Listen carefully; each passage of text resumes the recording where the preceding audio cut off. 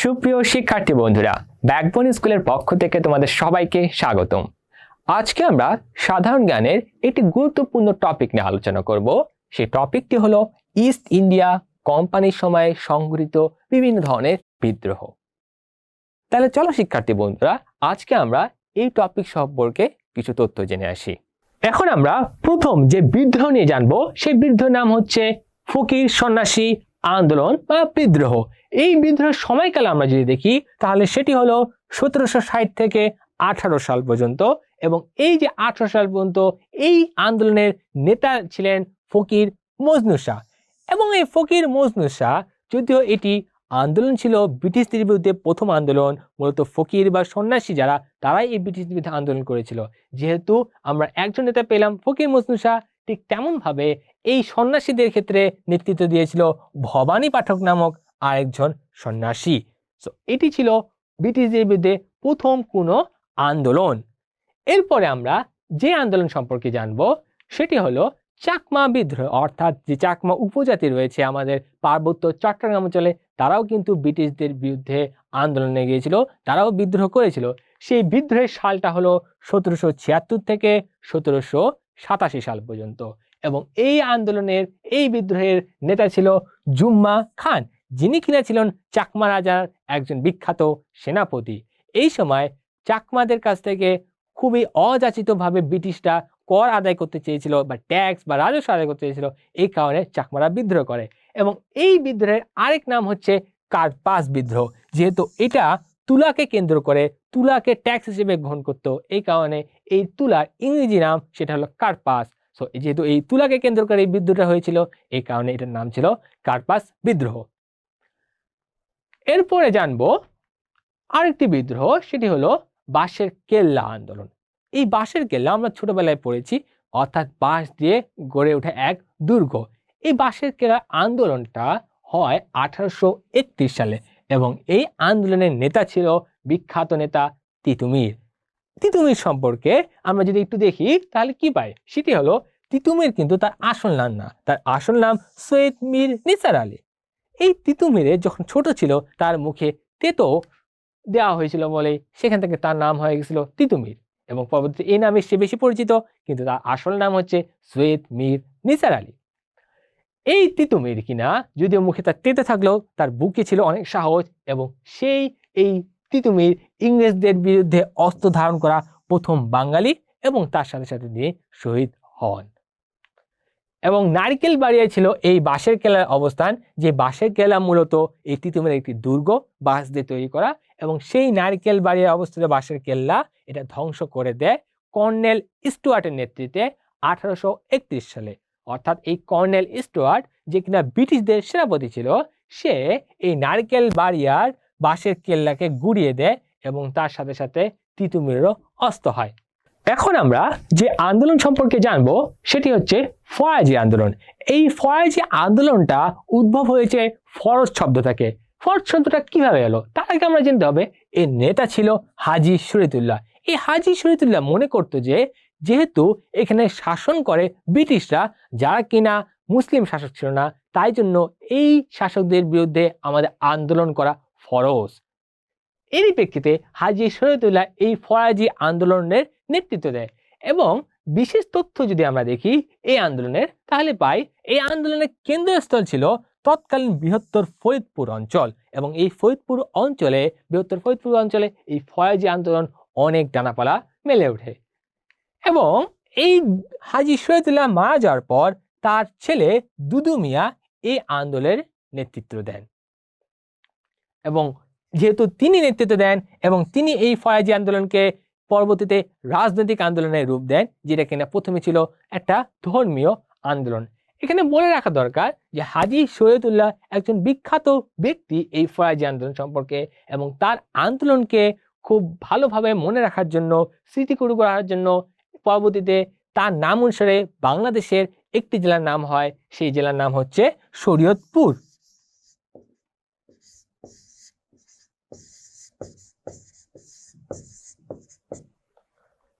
ফরাজি আন্দোলনের পর আমরা যে আন্দোলন সম্পর্কে জানবো, সেটি হলো সিপাহী বিদ্রোহ। সিপাহী বিদ্রোহ একটি ইংরেজ যারা শাসক ছিল, সেই গোষ্ঠীর বিরুদ্ধে এটি অন্যতম বড় একটি বিদ্রোহ, যার কারণে অনেক ঘটনা ঘটে যায়। তো আমরা জেনে নিই যে সিপাহী বিদ্রোহ ঘটছে কবে। সিপাহী বিদ্রোহের আমরা যদি সময়কাল দেখি তাহলে সেটি 1857 সাল, এবং এর নেতৃত্বে ছিল মঙ্গল পাণ্ডে, সিপাহী রজপালি সহ বিখ্যাত সিপাহীরা। এখন আমরা এই সিপাহী বিদ্রোহ সম্পর্কে বিশেষ কিছু তথ্য জানবো। প্রথমটি হলো এনফিল্ড নামক রাইফেলের কারণে এই সিপাহীদের মধ্যে অসন্তোষ দেখা দেয়। এই এনফিল্ড নামক একটি রাইফেল ছিল, এবং এই রাইফেলের যে কার্তুজটা ছিল অর্থাৎ বারুদ ছিল, সেটি উৎপন্ন করা হতো শূকর এবং গরুর চর্বি থেকে। এই সব বলে ব্রিটিশরা অপপ্রচার লাগালো। কারণ কি, ব্রিটিশরা চেয়েছিল এই হিন্দু মুসলিম যারা সৈন্য ছিল বা সিপাহী ছিল তাদের মধ্যে দাঙ্গা লাগাবে। যেহেতু এই শূকর ছিল মুসলিমদের জন্য এটি অপবিত্রকর বস্তু এবং গরু ছিল হিন্দুদের জন্য এটি পবিত্র বস্তু, তাই তারা ওই কার্তুজ মুখে নিতে চায়নি কেউই। এবং পরবর্তী যেহেতু বুঝতে চেয়েছিল যে এটা ছিল ইংরেজদের একটা চক্রান্ত, এই কারণে পরবর্তীতে সিপাহীরা বিশেষ করে মঙ্গল পাণ্ডে এবং রজবালির নেতৃত্বে তারা বিদ্রোহ শুরু করে। এবং এই বিদ্রোহটা শুরু হয় বাংলার ব্যারাকপুর থেকে, এবং এটি একটি বিখ্যাত স্মৃতি বিজড়িত স্থান হলো বাহাদুর শাহ পার্ক, যেটা কিনা ঢাকা সদরঘাটের খুব কাছে অবস্থান, এবং সেই পার্কের পূর্ব নাম ছিল ভিক্টোরিয়া পার্ক। কারণ কি, এই সিপাহী বিদ্রোহ কিন্তু পরবর্তীতে সফল হয়নি। ইংরেজরা, আমরা একটু আগে পড়েছিলাম যে লর্ড ক্যানিং নামক ব্যক্তি সে সিপাহী বিদ্রোহ খুব ভালোভাবে দমন করে, এবং এই দমন করার পরবর্তীতে এই সিপাহীদের কিন্তু বাহাদুর শাহ পার্ক নামক স্থানে বড় বড় গাছে তাদেরকে ফাঁসিতে ঝুলানো হয়। সেহেতু এই জন্য এটি একটি ঐতিহ্যবাহী স্থান, যে বাহাদুর শাহ পার্কের পূর্ব নাম ছিল ভিক্টোরিয়া পার্ক। এবং যেহেতু সিপাহী বিদ্রোহ একটি অনেক বড় বিদ্রোহ ছিল সিপাহীদের মধ্যে, এই কারণে এর ফলাফলও অনেক বড়। এরই প্রেক্ষিতে 1858 সালে কোম্পানি শাসনের অবসান ঘটে, অর্থাৎ যেই কোম্পানি ইস্ট ইন্ডিয়া কোম্পানি 1757 সালে ক্ষমতা লাভ করে নবাব সিরাজউদ্দৌলাকে ক্ষমতাচ্যুত করার মাধ্যমে, এবং তাদের অর্থাৎ ইস্ট ইন্ডিয়া কোম্পানির ক্ষমতার অবসান হয় 1858 সালে, কারণ সিপাহী বিদ্রোহ। যেহেতু এই সিপাহী বিদ্রোহ বড় ঘটনা ছিল, এই কারণে ব্রিটেনের রানী সে বলল যে আর আমরা কোম্পানিকে শাসন করতে দেব না এই অঞ্চল, এখন আমি অর্থাৎ ইংরেজ যে ক্ষমতা ছিল, রানী ভিক্টোরিয়া সে সময় ইংরেজের রানী ছিল, তিনি বলল এখন এখান থেকেই এই ভারতবর্ষকে দেখা হবে। এই কারণে এর মাধ্যমে 100 বছরের যে কোম্পানি শাসন আমল ছিল তার অবসান ঘটে, এবং এখন ব্রিটিশ শাসন বা ব্রিটিশ রাজের অধীনে চলে আসে এই বাংলা অঞ্চল সিপাহী বিদ্রোহ হওয়ার পর। এরপরে আমরা আরো কিছু সম্পর্কে জানবো বিদ্রোহ, সেটি হচ্ছে নীল বিদ্রোহ। এই নীল বিদ্রোহ হলো 1760 থেকে 1860 পর্যন্ত ঘটে। এই নীল বিদ্রোহ নীলকে কেন্দ্র করে, অর্থাৎ আমরা কাপড়ের যে নীল দিক সেটাকে কেন্দ্র করে। এবং এর বিশেষ তথ্যগুলো যদি দেখি তাহলে নীল বিদ্রোহের অবসান ঘটে 1860 সালে, অর্থাৎ 100 বছর ধরে এই বিদ্রোহ চলে। আমরা যদি দেখি যে এই বিদ্রোহ দমনে গঠিত কমিশনের নাম ইন্ডিগো কমিশন। এখন প্রশ্ন আসতে পারে যে কেন এই নীল বিদ্রোহটা হলো? কারণ হলো ইংরেজরা বাধ্য করতো আমাদেরকে নীল চাষ করার জন্য, কিন্তু আমরা যদি নীল চাষ করতাম তাহলে সেই সকল জমিগুলোতে আর অন্য কোনো ফসল হতো না, এবং আমরা তার সাথে সাথে আমাদের যে চিরাচরিত যে চাষাবাদ পদ্ধতি বা যে আমরা যা চাষ করতাম অর্থাৎ ধান গম এগুলো আর চাষ করতে পারতাম না। এই কারণে পরবর্তীতে এখানকার কৃষক যারা শ্রমিক যারা তারা আন্দোলন করলো যে না, আমরা নীল চাষ করব না। এটাই বিখ্যাত নীল বিদ্রোহ নামে। এবং যেহেতু নীল বিদ্রোহ খুব ভালোভাবে গোটা ভারতবর্ষে ছড়িয়ে পড়েছিল, এরা দমন করার জন্য ইন্ডিগো কমিশন গঠন করা হয়। এবং ইংরেজ আমলে যেহেতু এটি 100 বছর ধরে চলে, এটি ছিল সবচেয়ে দীর্ঘস্থায়ী আন্দোলন। এবং নীল চাষ নিয়ে এটি বিখ্যাত নাটক রয়েছে যার নাম হচ্ছে নীল দর্পণ, এবং এর লেখক ছিল দীনবন্ধু মিত্র। এরপর আমরা আরেকটি আন্দোলন সম্পর্কে জানবো, সেটি হচ্ছে তেভাগা আন্দোলন।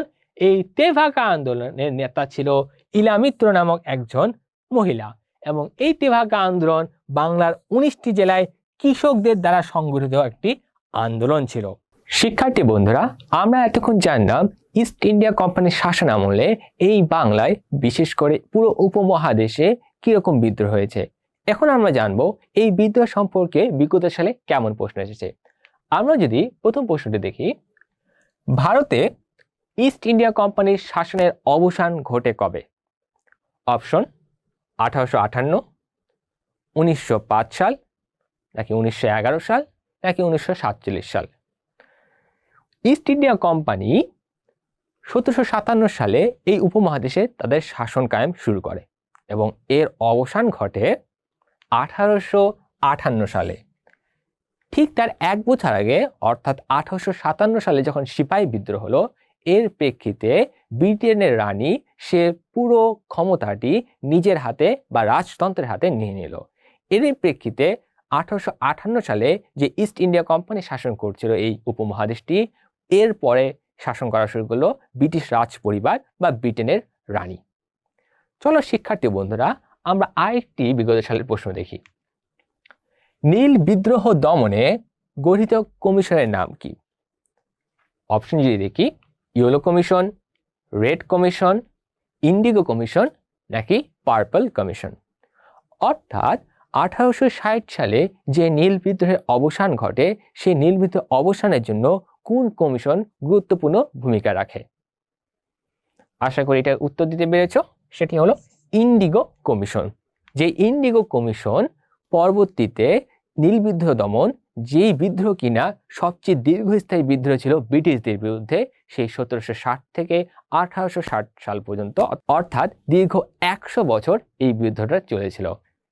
সুপ্রিয় শিক্ষার্থী বন্ধুরা, আমরা ইতিমধ্যে জানলাম ইস্ট ইন্ডিয়া কোম্পানির শাসন আমলে ব্রিটিশদের বিরুদ্ধে যে সকল বিদ্রোহ হয়েছে সে সম্পর্কে, এবং তার সাথে বিগত সালে কেমন প্রশ্ন এসেছে তা জানলাম।